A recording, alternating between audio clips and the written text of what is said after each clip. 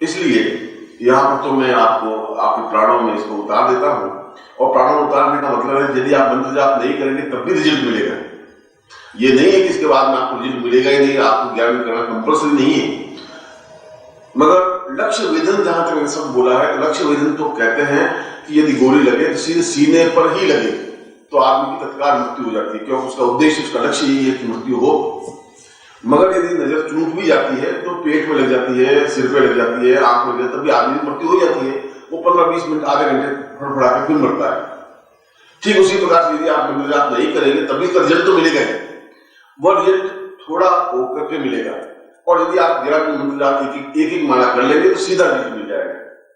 और एक माला करने में कोई बहुत बड़ी अनहोनी घटना नहीं घटेगी।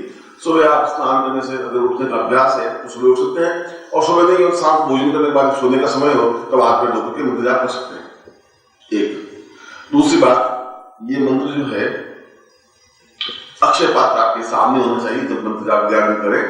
और अक्षय पात्र के पहले 2 कार्य होने चाहिए। एक गुरु पूजन होना चाहिए, जैसा भी आपको ज्ञान हो। कोई विधि विधान यदि ज्ञान नहीं हो तो नारायण मंत्र से स्नान भी दे सकते हैं, कुमकुम भी लगा सकते हैं, अक्षत भी चला सकते हैं, कुछ भी बना सकते हैं। इस एक मंत्र से पूरी पूजन क्रम आपको कंप्लीट हो सकता है। यह पत्रिका में कई प्रकार से गुरु पूजन दिए हुए हैं। गुरु पूजन से मतलब है कि आपका उनसे सीधा संबंध बन जाए, जिससे बेतार के तार के माध्यम से संबंध बनता है, वायरलेस के माध्यम से, उसमें कोई बीच में तार वार कुछ नहीं होता। और यदि आपके पास वायरलेस सेट है और सामने वाले के पास वायरलेस सेट है तो आप जो बोलेंगे वो सीधा उनको सुनाई देगा, चाहे हजारों मील दूर हो। इसलिए गुरु पूजन होना चाहिए। आप खुद आग पैर धोकर शुद्ध होने चाहिए, आपका आचरण शुद्ध होना चाहिए, आपका व्यवहार शुद्ध होना चाहिए, मुंह शुद्ध होना चाहिए, जूठा खाना खाया हुआ हो या म्लेच्छ खाना खाया हुआ ऐसा नहीं होना चाहिए। और फिर स्नान करने की जरूरत नहीं, हाथ पैर धोकर के और सामने सत्संग पात्र को किसी बर्तन में रख करके और गुरु पूजन करके गुरु चित्र आपके पास होना चाहिए, और पीली धोती पहनी हुई होनी चाहिए जैसा कि आप नबी पहने हैं, और जिस प्रकार से कुर्ता खोल करके और सीधा वाइब्रेशन लिए हुए बैठे उस से बैठना चाहिए। और दिशा उत्तर या पूर्व या फिर कोई भी दिशा हो, ऐसा इसमें अनिवार्य नहीं है। इसका उपयोग जब 11 दिन मंत्र जाप पूरा कर लें या कल से, यदि आप 11 दिन नहीं कर सके तो मैं आपके लिए बहुत फोर्स नहीं कर रहा हूं, मगर बहुत ही इजी है 11 दिन साधना करना। और चाहे आप बंबई में हो, चाहे कलकत्ता में हो, चाहे मद्रास में हो, अगर आप यात्रा करनी है तो अच्छी बात को साथ ले जा सकते हैं और वहां भी कर सकते हैं। ऐसा भी नहीं है कि आप एक स्थान पर ही 11 दिन लगे, ऐसा कुछ नहीं है। जब 11 दिन कंप्लीट हो जाए तब इस अक्षय पात्र को आप उस स्थान पर रखिए। इसको अक्षय पात्र में जो चावल है, और रोज जो पूजन करेंगे 11 दिन तो थोड़े थोड़े उसमें चावल डालेंगे, रोज पूजन होगा उसमें चावल डालेंगे। जैसे आज मैंने आपको दिए तो उसमें अक्षय पात्र में भी चावल रोज जाएंगे, रोज 100 दाने या 150 दाने या 200 दाने या 50 दाने जैसे उसमें। उसके बाद में लास्ट डे कोई लाल कपड़े में उस अक्षय पात्र को बांध दीजिए। जैसे लाल कपड़ा है, इसमें अक्षय पात्र को रख दिया और रख करके गांठ लगाइए, इधर से भी और इधर से भी गांठ लगाइए। इस ढंग से गांठ लगाइए, चावल गिरे नहीं बाहर। और फिर इस अक्षय पात्र को उस स्थान पर रखिए जहां आप रुपए पैसे रखते हैं। आपकी तिजोरी हो या व्यापार करते जहां नोट रखते हो, या नहीं हो तो आप जहां पे गहने वहने रखते हो, उस स्थान पर इस अक्षय पात्र को रखिए। और वहां रखने की व्यवस्था नहीं हो तो फिर आप जहाँ भगवान का मंदिर है आपके घर में वहां रखिए। पर उसमें फिर चूहे का डर रहता है, चूहा उसमें चावलों की वजह से तकलीफ हो जाती है। बाकी कहा है अक्षय पात्र, जिस चीज को आपको अक्षय बनाना है उस चीज को रखना चाहिए। जैसे आपको अक्षय बनाना है धन, तो जहां आपको धन का आगम स्रोत है वहां रखना चाहिए। दुकान हो तो गोलक में रखना चाहिए, या अपने घर में बॉक्स में रखना चाहिए, वहां रखना चाहिए। इसको 11 के बाद कोई नित्य पूजन की जरूरत नहीं है। एक दूसरी, ये तो एक उपाय हुआ कि वहां रखना चाहिए। और 11 के बाद मंत्र जाप अनिवार्य नहीं है, फिर भी आपको जब इच्छा हो इस मंत्र को, इस माला से मंत्र जाप कर सकते हैं। फिर सुबह भी कर सकते हैं या शाम को भी कर सकते हैं, जहां भी। उसके बाद उस पात्र को सामने रखना अनिवार्य नहीं है 11 के बाद। दूसरी बात कि यदि आपको कभी शारीरिक व्याधि हो, शरीर से बीमारी हो, बुखार आ गया हो या सीने में दर्द हो या ब्लड प्रेशर ज्यादा हो, आप एक्सपेरिमेंट करके देखें तो इस अक्षय पात्र के चावल बाहर निकाल दीजिए उस कपड़े में जिस कपड़े में बंधे हुए थे, और पूरे शरीर पर इसको रगड़िए, चाहे डायबिटीज हो चाहे ब्लड प्रेशर हो, और आप रगड़ने के बाद पहले आप अपना ब्लड प्रेशर टेस्ट कर लीजिए कि आपका 170 है या 180 है, जो भी है, और उसके बाद ठीक 5 मिनट बाद उसको रगड़ करके फिर देख लीजिए, डेफिनेटली 130, 120 और 140 आ जाएगा। अब इससे ज्यादा है कि आपको वैज्ञानिक अनुभूति क्या जी आपको दे सकते हैं। शरीर में किसी प्रकार की व्याधि हो, पेट में कोई गड़बड़ हो, पेट में जलन हो या डायबिटीज हो, तो एक दिन में मान लो डायबिटीज खत्म नहीं होगी आपकी, मगर ऐसा नित्य ऐसा कर सकते हैं आप। यानी रोज शाम को सोते समय इसको पूरे शरीर को रगड़ा, फिर इसको अच्छे स्थान पर रख दिया, फिर दूसरे दिन सुबह भी रगड़ा, शाम को रगड़ा, ऐसा। तीसरा, यदि इसके कुल 5 इफेक्टेड है, ये दूसरा बताया।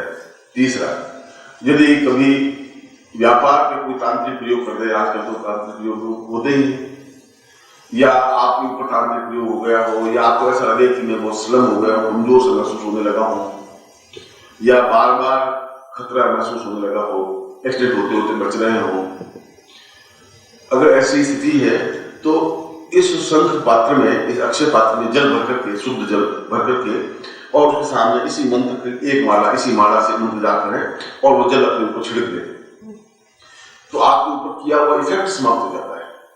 और यदि और कोई बालक बीमार हो तो उस पर भी ये प्रयोग कर सकते हैं, अपनी माँ, अपने बाप, अपने भाई बहन, पड़ोसी, संबंधी, रिश्तेदार अगर बीमार हो तब भी, या उसके ऊपर कोई टोना टूट हो तब भी, कोई जरूरी नहीं आपके ऊपर ही इसको उपाय करें, मगर प्रयोग आप ही करें, दूसरा इसके ऊपर प्रयोग नहीं हो सकता। चौथा प्रयोग, या आपका बच्चा कोई बीमार हो जाए या बच्ची बीमार हो जाए। चौथा प्रयोग, यदि कोई बात जाननी हो, जैसे कभी कभी कुछ प्रॉब्लम्स ऐसी होती हैं जिसका उत्तर हमें चाहिए और हम निर्णय नहीं कर पाते हैं, यानी ये जमीन है, मुझे जमीन खरीदनी चाहिए नहीं खरीदनी चाहिए, कुछ लोग कहते हैं जमीन फायदा नहीं नुकसान है, कुछ लोग कहते हैं कि अभी तो जमीन खरीद लें फायदा हो जाएगा। ऐसा प्रश्न आपके दिमाग में घूम सकता है, या कोई डिसीजन लेने पड़ते हैं, और डिसीजन अगर आप नहीं ले पाते हो, या कोई बालक खो जाता है, आपके पड़ोसी को आया लड़का खो गया है, मिल नहीं रहा है, ऐसे कई प्रश्न हैं जो अननोन प्रश्न हो, जिनके उत्तर आप नहीं ढूंढ पा रहे हो, तो रात्रि को आप 10 बजे के बाद इस पात्र को सामने रख करके और इसी मंत्र की एक माला मंत्र जाप करें, और मंत्र जाप करने के बाद में और पहले हाथ में जल लेते थे ये संकल्प करें कि मैं इस प्रश्न के समाधान के लिए ये मंत्र जप कर रहा हूं। यानी किशन लाल का लड़का खो गया है आज 3 तारीख को 2:11 से, और ये उसका फोटो है, ये दिखाई नहीं दे रहा है कहाँ है, इस प्रयोग के लिए मंत्र जाप कर रहा हूँ, ऐसा करके माला फेर दें, फिर वापिस ऐसा कर दें, लास्ट में भी एक संकल्प, फिर आप सो जाए। तो रात्रि को स्वप्न में आपको बिल्कुल इंडिकेशन मिल जाएगा कि ये कार्य आपको करना चाहिए, क्या है क्या नहीं है, कहाँ है कहाँ नहीं है। भविष्य दर्शन प्रयोग भी इसके माध्यम से होता है।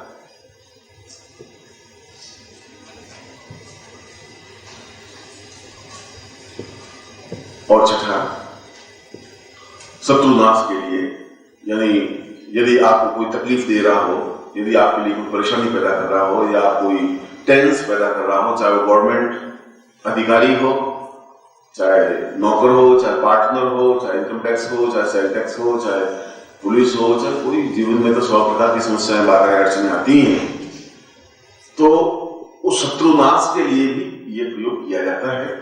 और शत्रुनाश के लिए प्रयोग किए अपने सामने रख करके, और इसी संकल्प ले ले कि मैं तुरंत ये कार्य मेरा होना चाहिए, यानी हरिलाल मुझे बहुत तकलीफ दे रहा है, हरिलाल की दुश्मनी जो है मुझसे समाप्त हो जाए, ऐसा भी हो सकता है, या उसका एक्सीडेंट हो जाए, जो आप में वो तो कितनी भावना है और कितनी तीव्रता वो आप पे डिपेंड है।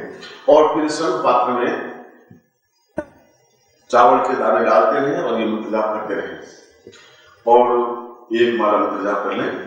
उसके बाद में उसके चावल के दाने को निकाल करके और उसको किसी गर्म पानी में पका करके बाहर दक्षिण दिशा की ओर फेंक दें। तो ऐसा करने पर ये तांत्रिक प्रयोग हो जाता है, शत्रु नाश हो जाता है, या शत्रुता समाप्त हो जाती है, या डिफिकल्टी आपको आ गई समाप्त हो जाती है। ये पांचों प्रकार, इसके अलावा भी कई प्रयोग हैं इसके लिए। केवल अक्षय पात्र का मतलब है कि जीवन में जो भी क्षय हो वो अक्षय हो जाए। जीवन में सैकड़ों प्रकार की बाधाएं अड़चने आती है, कोई यही तो नहीं है, मगर ये मेन पॉइंट्स हैं जो मैंने आपके सामने स्पष्ट किए हैं। इसका उपाय मैं खुद भी कई बार करता हूँ। मैं इसमें भी मेरे घर में अक्षय पात्र है, जो आज से करीब 40 साल पहले मैंने स्थापना की थी। अक्षय पात्र जो का त्योहार वही है, ऐसा ही है। और यदि कभी कोई पेचीदा स्थिति बन जाती है, या तो मैं साधना से इसको मालूम कर लेता हूँ, अगर इतना मुझे समझ नहीं मिल पाता तो 5-7 मिनट में इस काम को निपटा करके देख लेता हूँ। इस मामले में किसी को कुछ पूछना है नहीं आपको। यदि कोई पूछना हो और कोई समझ नहीं आप हिंदी में साफ करना हो, आप अपने बाएं हाथ में लीजिए शंख को और दाहिने हाथ से इसको संपुटित करिए। और संपुटित का मतलब है कि तर्जनी उंगली से तर्जनी उंगली, मध्यमा से मध्यमा, अंगूठे से अंगूठा, यूं ऐसा संपुटित होता है, ऐसा नहीं हो सकता है। वो सम, ये पुट।